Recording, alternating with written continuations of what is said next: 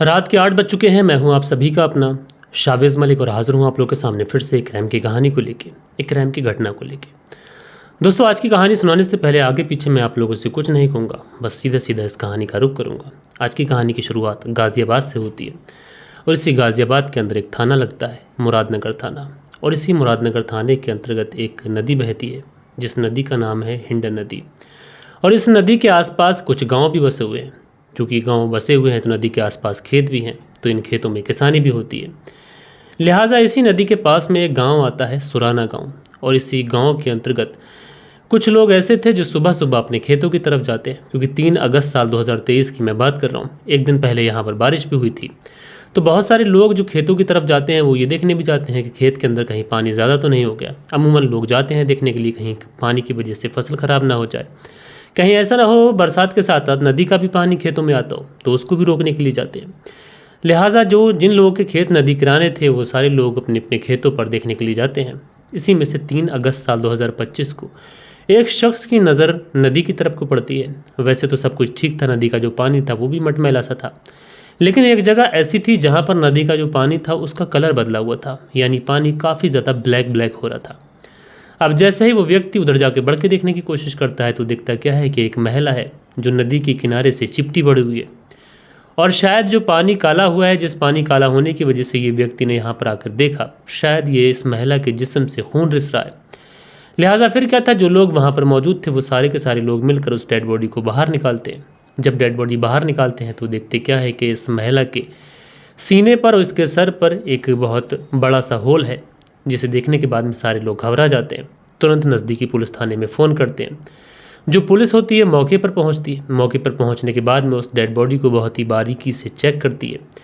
And dead body check करने के बाद में अब उस डेड बॉडी को पोस्टमार्टम के लिए भेज देती है। डेड बॉडी पोस्टमार्टम के लिए जा चुकी थी, लेकिन सवाल ये था कि आखिरकार क्या हुआ था। तो पुलिस वाले जब सारी चीज़ें बहुत बढ़िया तरीके से स्कैन करते हैं तो पता चलता है कि इस लड़की की उम्र महज 25 से 26 साल के आसपास रही होगी और इसके सर पर और इसके जिस्म पर गोली मारी गई है, जिसकी वजह से काफ़ी ज़्यादा खून रिसा और जिसकी वजह से इसकी मौत हो गई।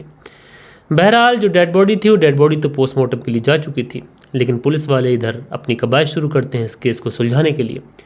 सबसे पहले उन लोगों से पूछताछ करते हैं कि भाई कौन डेड बॉडी के पास पहले पहुंचा था, किसने सबसे पहले क्या देखा, कहीं ऐसा तो नहीं कि डेड बॉडी के पास से कुछ संदिग्ध मिला हो, कोई ऐसा पर्चा, कोई ऐसा पत्र, कोई ऐसा कागज़, कोई ऐसा ID कार्ड जिससे इस महिला की पहचान हो सके। तो पता चलता है कि ऐसा तो कुछ भी नहीं था। फिर पुलिस वाले ये पता करने की कोशिश करते हैं कि ये महिला को कोई जानता है या फिर नहीं जानता है। तो जितने भी लोग होते हैं वो कहते हैं कि साहब हम तो नहीं जानते। अब महिला को कोई जानता नहीं है, इधर डेड बॉडी के पास से कुछ मिला नहीं है। लिहाजा पुलिस वाले अपनी कश्मकश में लगे रहते हैं। क्योंकि नदी का मामला, नदी के अंदर डेड बॉडी है, तो नदी कहाँ की चीज़ों को कहाँ ले जाए इसका कोई भी अंदाज़ा नहीं लगा सकता और ना कोई कुछ कह सकता है कि प्रॉपर ये डेड बॉडी यहाँ से आई होगी या फिर यहाँ से आई होगी। क्योंकि नदी में अमूमन पानी बहुत तेज़ बहता है, तो किसी ने डेड बॉडी को कहाँ पर डाला हो और कहाँ आकर ये डेड बॉडी मिली हो, ये कह पाना पुलिस वालों के लिए काफ़ी ज़्यादा मुश्किल टास्क था। बहरहाल जो डेड बॉडी थी वो पोस्टमार्टम के लिए जा चुकी थी। पुलिस वाले इंतज़ार करते हैं कि चलो ठीक है, पोस्टमार्टम की रिपोर्ट आए, वहाँ से कुछ चीज़ें निकल के आए, कुछ क्लियर हो। लेकिन इतना तो पोस्टमार्टम से पहले जो प्रीमार्टम होता है उसमें भी क्लियर हो चुका था कि इस लड़की को गोली मारी गई थी। अब पुलिस वालों के जहन में ये सवाल बार बार गूंज रहा है कि अमूमन हत्याएं तो बहुत होती हैं, लेकिन हत्याओं में अक्सर देखा गया है कि या तो गला दबाकर हत्या की जाती है या फिर किसी धारदार हथियार से काट कर हत्या की जाती है। लेकिन गोली मारी गई है, गोली वो भी पिस्टल से मारी गई है। क्योंकि प्रीमार्टम में ये सारी चीज़ों में पता चल रहा था कि गोली जो है पिस्टल से मारी गई है। तो पिस्टल से गोली मारी गई, आखिरकार मारने वाला व्यक्ति पिस्टल से क्यों मारेगा, और पिस्टल से मारेगा तो जहाँ से गोली खरीदी गई वहाँ पर हिसाब भी देना है। जिस पिस्टल से मारी गई है तो गोली के थ्रू यहाँ से पकड़ने के बहुत ज़्यादा चांसेस भी बनते हैं। बहरहाल पुलिस के जहन में ये सारी चीज़ें थीं, लेकिन सबसे पहले तो ये था कि इस लड़की के बारे में कहीं से कोई जानकारी जुटा ली जाए, इस लड़की का नाम पता मिल जाए, तो उसके बाद में हम लोग मोटिव तक पहुँचे तो कातिल पकड़ में आए। लिहाजा फिर क्या था, पुलिस वाले गांव के अलग अलग लोगों से अलग अलग तरीके से पूछताछ कर रहे हैं। जितने भी लोगों से पूछा जा रहा है सब लोग यही बता रहे हैं कि साहब हमने तो बस खेत पर गए तो इस महिला को देखा, हमने सोचा कि महिला जीवित होगी इसलिए हमने निकालने की कोशिश की, लेकिन जब बाहर निकाला तो पता चला कि इस महिला की तो गोली मारी गई है, मौत इस महिला की ऑन द स्पॉट ही हो गई होगी। फिर क्या था, पुलिस वाले अपनी मेहनत करते रहते हैं और आस पड़ोस के जितने भी गाँव होते हैं, यानी पूरे थाना क्षेत्र के मुरादनगर थाना जो है उस थाना क्षेत्र के जितने भी गांव होते हैं सारे गांवों में अलग अलग तरीके से सूचना भिजवा दी जाती है कि इस तरीके से एक लड़की की डेड बॉडी मिली है। लिहाजा फिर क्या था, गांव वालों की कॉल का, गांव वालों के आने का, पुलिस वाले सोचते हैं कि कोई आए डेड बॉडी को क्लेम करे, डेड बॉडी लेके जाए। लेकिन जितने ही गांव इस थाने के अंतर्गत आते थे सारे ही गांवों में इस तरीके की सूचना तो भिज जाती है, लेकिन कोई भी किसी भी घर से कोई ऐसा व्यक्ति नहीं आता है जो ये कह सके कि हमारे घर की कोई लड़की गुमशुदा है या फिर किसी लड़के की गुम होने की कोई बात किसी ने कहीं पर कोई कंप्लेंट लिखाई हो। अब पुलिस वाले बड़ा परेशान है। पुलिस वाले अपनी मेहनत करते रहते हैं, सोशल मीडिया पर, व्हाट्सएप पर, चाहे फेसबुक हो, इंस्टाग्राम हो, जो पुलिस वालों के ग्रुप्स होते हैं उन ग्रुप्स में फ़ोटो को सर्कुलेट करते रहते हैं कि इस तरीके का फ़ोटो है, इस तरीके की महिला है, इस तरीके की उसकी बॉडी लैंग्वेज है, इस तरीके के उसने कपड़े पहन रखे हैं, एक महिला की डेड बॉडी मिली है। कोई अगर इस महिला को पहचानता हो, इस लड़की को, तो आके पहचाने, शनाख्त करे, डेड बॉडी लेके जाए।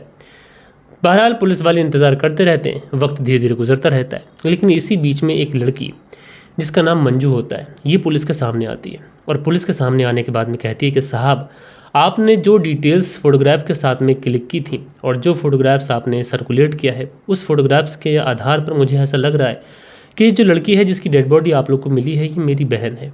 अब जैसे ही पुलिस वाले ये सुनते हैं तो उस महिला से कहते हैं कि एक बार चलिए डेड बॉडी की शनाख्त कर लीजिए। लिहाजा फिर क्या था, डेड बॉडी दिखाई जाती है। ये महिला मंजू थे वो तुरंत उस डेड बॉडी को पहचान लेती है, कहती है कि ये तो मेरी बहन ही है, इसका नाम रागिनी है। लिहाजा फिर क्या था, पुलिस वालों के चेहरे पर एक उम्मीद की किरण आती है कि चलो ठीक है, बहन मिल गई है तो डेड बॉडी बहन को सौंप दी जाएगी, कम से कम कत्ल का मोटिव पता चलेगा, उसके बाद कातिल को पकड़ लिया जाएगा। लेकिन जब मंजू से पूछताछ की जाती है तो मंजू बताती है कि उसकी जो बहन रागिनी है एक प्राइवेट कंपनी में नौकरी करती थी। हालांकि पहले इसकी शादी हुई थी, लेकिन शादी होने के बाद में पति से काफ़ी झगड़ा तकरार हुआ तो इसलिए पति से अलग ही रहने लगी। अब घर से बाहर रहती थी, प्राइवेट कंपनी में नौकरी करती थी, इससे साथ ज़्यादा साहब मुझे पता नहीं है। अब पुलिस वाले बड़ा परेशान कि एक तरफ वो व्यक्ति तो मिला जो डेड बॉडी को क्लेम कर रहा है, लेकिन ये नहीं बता पा रहा है कि उसका किसके साथ में उठना है, किसके साथ में बैठना है।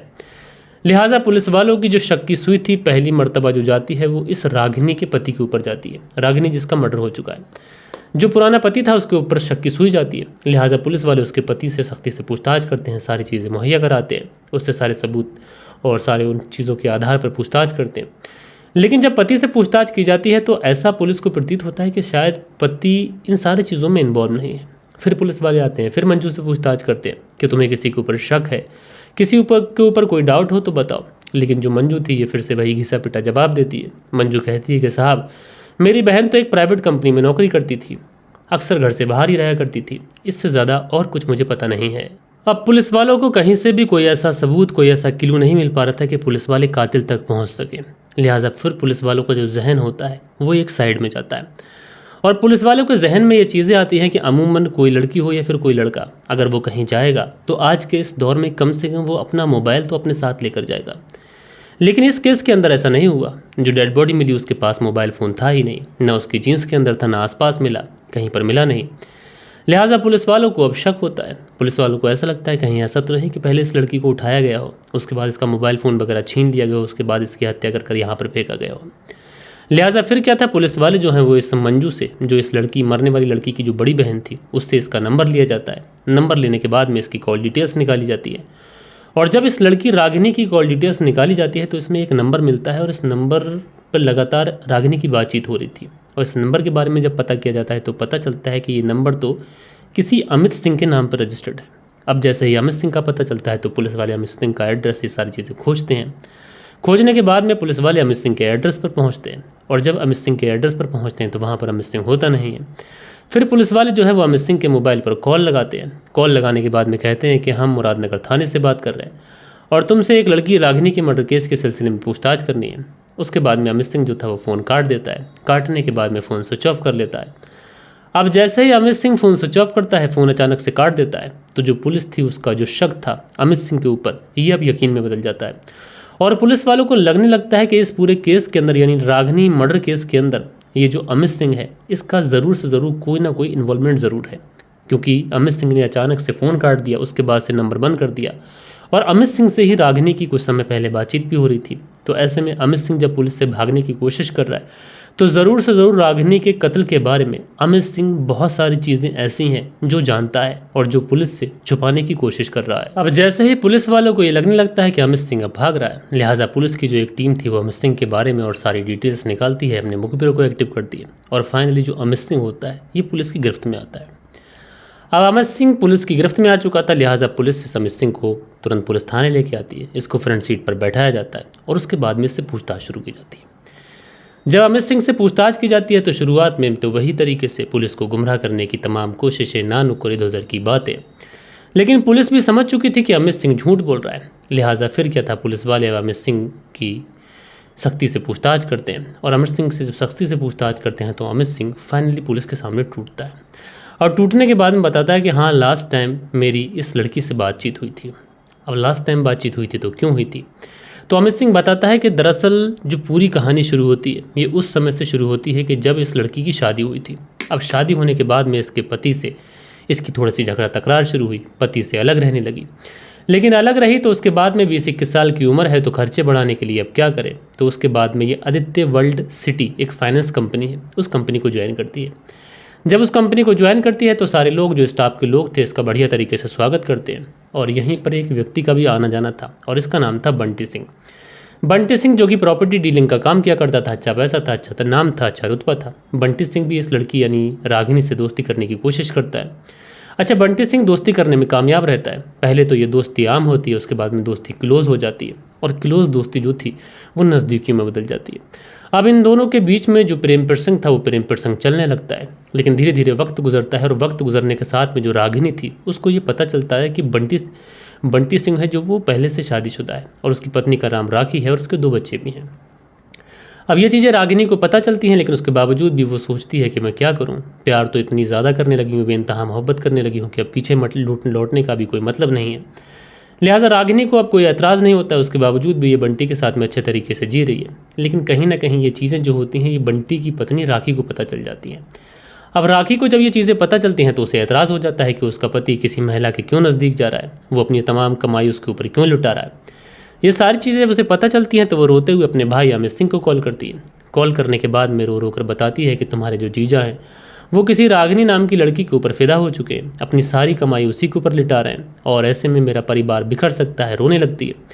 अब आदित्य जो था वो अपनी बहन की जब ये बात सुनता है, सॉरी आदित्य नहीं, अमित जब अपनी बहन की ये बात सुनता है तो रोते हुए तो उसे छुपाने की, दिलासा देने की कोशिश करता है। कहता है कि बहन तू चिंता मत कर, जिसने तेरी खुशियाँ छीनने की कोशिश करी है मैं उसकी ज़िंदगी छीन लूँगा। उसके बाद में अमित उसका नंबर लेता है। नंबर लेने के बाद में अब ये सोचता है कि इसका कत्ल कैसे करना है।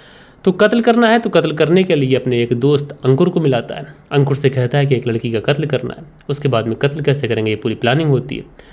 उसके बाद में ये लोग सोचते हैं कि चलो गोली मार देंगे, लेकिन गोली मारेंगे तो कैसे मारेंगे, उसके लिए एक पिस्टल की ज़रूरत पड़ेगी। इसलिए अंकुर जो था वो अपने एक दोस्त सुमित को भी अपने साथ मिलाता है।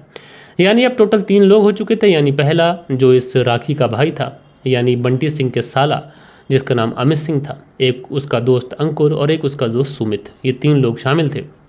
लिहाजा फिर क्या था, 2 तारीख को ये लोग पहुंचते हैं इसकी रागिनी के घर पे और रागिनी से जाने के बाद में कहते हैं कि तुम्हें हमारी बहन राखी ने बुलाया है, वो तुमसे कुछ बात करना चाहती है। लिहाजा फिर क्या था, ये लड़की जो थी बाहर निकलती है। बाहर निकलने के बाद में कार में झांकने की कोशिश करती है कि कौन कौन कार में। अब जैसे ही उस कार के अंदर 3-4 लड़कों को देखती है, रागिनी उस कार के अंदर देखने के बाद में घबरा जाती है क्योंकि उसके अंदर राखी मौजूद नहीं थी। इसलिए रागिनी जो है वो जाने से इनकार कर देती है। इसी बीच में ये तीनों लोग उस लड़की रागिनी के साथ में मार पिटाई शुरू कर देते हैं। उसको ज़ोर जबरदस्ती कार के अंदर बैठाते हैं। बैठाने के बाद में मुरादनगर के जो हिंडन नदी है, इसी हिंडन नदी के जो सुराना गांव है उसी की पुलिया पर पहुंच जाते हैं और वहां पर पहुंचने के बाद में इस लड़की से काफ़ी ज़्यादा मार पिटाई करने लगते हैं। इसी बीच में जो अमित था ये पिस्टल निकालता है। चूँकि अमित पहली बार पिस्टल चला रहा था तो जब वो फायर करता है तो फायर मिस हो जाता है। तो उस समय अब रागिनी को लगता है कि ये तो कत्ल करके मानेंगे। वो भागने की कोशिश करती है। जैसे ही वो भागने की कोशिश करती है तो अमित के हाथ से जो अंकुर था वो पिस्टल छीनता है। उसके बाद फायर करता है। एक गोली सीने पे लगती है, फिर फायर करता है, दूसरी गोली सर पे लगती है। अच्छा, जो रागिनी थी ये अपने आप को बचाने के लिए भागती है। भागने के बाद में नदी में कूद जाती है। अब दोस्तों बचने का कोई मतलब था नहीं क्योंकि एक गोली सीने पे लगी थी, एक सर पे लगी थी। महज चंद सेकंडों की जान बची हुई थी। शायद उन्हीं जान की वजह से उसी चंद सेकंडों की मोहलत में इसने नदी में कूदने की कोशिश की और नदी में ही गिर के इसकी मौत हो गई। बहरहाल जब इन तीनों लोगों ने इस पूरे केस का खुलासा किया तो लोग यही हैरान थे कि आखिरकार अगर बहन को थोड़ी सी प्रॉब्लम हो रही थी तो उसके अनेक रास्ते थे, लेकिन उसने भी गलत रास्ता चुना। तो ऐसे में इन सारे लोगों को गिरफ्तार कर जेल भेजा गया है। लेकिन दोस्तों, आप लोग इस पूरी कहानी के बारे में क्या सोचते हैं? कहानी आप लोग को कैसी लगी? सुन के आप लोग को अच्छा लगा हो, सुनाने का तरीका अच्छा लगा हो, पसंद आया हो तो कमेंट्स करके ज़रूर से ज़रूर बताइएगा। बाकी कल के दिन आप लोग के कुछ बेहतरीन से कमेंट्स भी थे, वक्त होता है कि आप लोग के कमेंट्स पढ़ लिए जाएं। सो दोस्तों, कल के दिन जो आप लोग के कुछ कमेंट्स थे, इसमें जावेद अंसारी लिखते हैं, ना बेटी को ऐसा करना चाहिए था और ना बाप को, कानून हाथ में लेना चाहिए था, स्टोरी बेस्ट है। तो मेरे भाई शुक्रिया जावेद अंसारी जी। खान अकील लिखते हैं, अस्सलाम वालेकुम शावेद भाई, बहुत ही नाजुक दौर है, अपने बच्चों पर लाजिम ध्यान रखें। तो खान अकील जी शुक्रिया आपका। सचिन चौधरी जी जो हार्ट्स बनाकर हमें शुक्रिया करते हैं, शुक्रिया। लईक अब्बास गुलिस्तानाज बागपत यूपी से कहानी सुनते हैं, लिखते हैं, अस्सलाम वालेकुम शावेद भाई, लईक अब्बास गुलिस्तानाज बागपत यूपी से सुनते हैं, शुक्रिया आपका, वालेकुम सलाम। मोहम्मद रियाज है, लिखते हैं, नाइस स्टोरी सर जी। तो मोहम्मद रियाज जी शुक्रिया आपका। उसके बाद में जे के अंसारी हैं, लिखते हैं, सर अस्सलाम वालेकुम, नाइस स्टोरी। तो जे के अंसारी जी वालेकुम सलाम, शुक्रिया आपका। सुरेंद्र शर्मा हैं, लिखते हैं, नमस्कार मलिक भाई साहब, नाइस स्टोरी। सुरेंद्र कुमार श्री विजयनगर राजस्थान से सुनते हैं। तो सुरेंद्र शर्मा जी नमस्कार भैया, कैसे हैं आप? मनदीप वर्मा की पत्नी हैं, लिखती हैं, नमस्कार सर जी, गुड स्टोरी। प्रदीप वर्मा जलंधर पंजाब से। तो प्रदीप वर्मा जी नमस्कार बहन, आपका शुक्रिया कि आपने डेली हमें कमेंट्स किए हैं, शुक्रिया। मैरी करके आईडी है, लिखते हैं, भाई उड़ीसा की क्राइम स्टोरी सुनाएं सर। तो जैसे ही उड़ीसा की कोई स्टोरी मेरे पास आएगी मैं ज़रूर सुनाऊंगा बहन। उसके बाद में नरेंद्र किशोर हैं, लिखते हैं, ये वीडियो मैंने देखी है, लड़की ने ऐसा ना करने की बात तक नहीं कही। तो नरेंद्र किशोर जी आपने अपना बेशकीमती कमेंट्स किया, शुक्रिया। श्रीनिधि हैं, लिखते हैं, बाप की गलती है, बेटी को मारना नहीं चाहिए था, इतनी बड़ी गलती नहीं थी मलिक जी। तो श्रीनिधि जी आपका बहुत बहुत शुक्रिया। उसके बाद में शरियन शर्मा है, लिखते हैं, मलिक साहब जी बहुत बुरा हालचाल चल रहा है समाज में, शुक्रिया मेरे भाई। सुनील त्यागी हैं, लिखते हैं, नमस्कार मलिक भाई साहब, नाइस स्टोरी। सुनील त्यागी शियाना बुलंदशहर से सुनते हैं। तो नमस्कार भैया जी, शुक्रिया। राधेश्याम शर्मा है, लिखते हैं, राधेश्याम शर्मा सिरसी जयपुर राजस्थान से सुनते हैं। सुरजीत को गलत काम किया, उसे आधी उम्र कैद हो, हुसैन मालिक मुझे यही जचा। तो शुक्रिया मेरे भाई। मीना जी लिखती हैं, नमस्ते। तो बहन नमस्ते जी, शुक्रिया आपका। बालिश बिहारी हैं, लिखते हैं, मलिक साहब जी नमस्कार जी, कल फिर मैं कमेंट्स नहीं कर पाया जी, कहानी के नीचे कमेंट्स कभी कभी आता है, नहीं ऐसा क्यों सर जी, मुझे नहीं पता, बताने की कोशिश करें प्लीज़, थैंक यू सर जी। तो कमेंट्स अगर आप पहली बार में ना कर पाएँ तो दूसरी बार में कर दिया जाए करें, लेकिन आकर कमेंट ज़रूर किया करें। और कमेंट्स वाला जो सेक्शन होता है लाइव में चलता है, फिर आप उसको ऐसे स्लाइड कर सकते हैं, तो वहाँ से हो जाता है। फरजाना सिद्दीकी लिखते हैं, सन्नी देओल के डायलॉग है, गुस्से को पालना सीखो और जताओ मत। ये सही कहा आपने फरजाना सिद्दीकी जी। सन्नी देओल का डायलॉग नहीं बल्कि वो अमरीश पुरी का डायलॉग है, और वो सन्नी देओल से कहते हैं कि बेटा क्रोध को पालना सीख। वो मूवी मैंने देखी है और कई बार देखी है। KL 78 करके है, लिखते हैं, सर एक ही प्रकार की कहानी सुनते सुनते पक गया हूँ, कृपया अपनी कहानी में संशोधन कीजिए और ख़ासकर कहानी के शुरुआत में परंपरागत शब्दों को। तो KL जी ऐसी बात नहीं है, क्योंकि क्राइम स्टोरी ज़्यादातर अगर आज के समय में देख रहे हैं तो उसके पीछे रीज़न यही है कि अवैध संबंध बहुत ज़्यादा है। ए चौधरी हैं, लिखते हैं, लगता है देश में शर्मों जैसी हया जो है वो सारी चीज़ें वो मिटती जा रही हैं। शुभ पवार हैं, लिखते हैं, आप अपने पिता दे जॉब की जगह 3 मंथ जॉब करी, पिता बीमार था, शुक्रिया। धीरज सिंह हैं जो लाइक करते हैं, आपका शुक्रिया। सो दोस्तों, कुछ बेहतरीन से कमेंट्स थे जो कल के दिन आप लोगों ने किए थे। आशा करता हूँ कि आज की जो कहानी है ये आप लोग को ज़रूर से ज़रूर पसंद आई होगी। कहानी पसंद आई हो तो एक लाइक करिएगा, दोस्तों और मित्रों के साथ में ज़रूर शेयर करिएगा। बाकी दोस्तों मिलते हैं कल के दिन किसी और स्टोरी के साथ में। जब तक के लिए अपना ख्याल रखें, देश का ख्याल रखें, परिवार के रिश्तों की अहमियत को समझें। जय हिंद, जय भारत।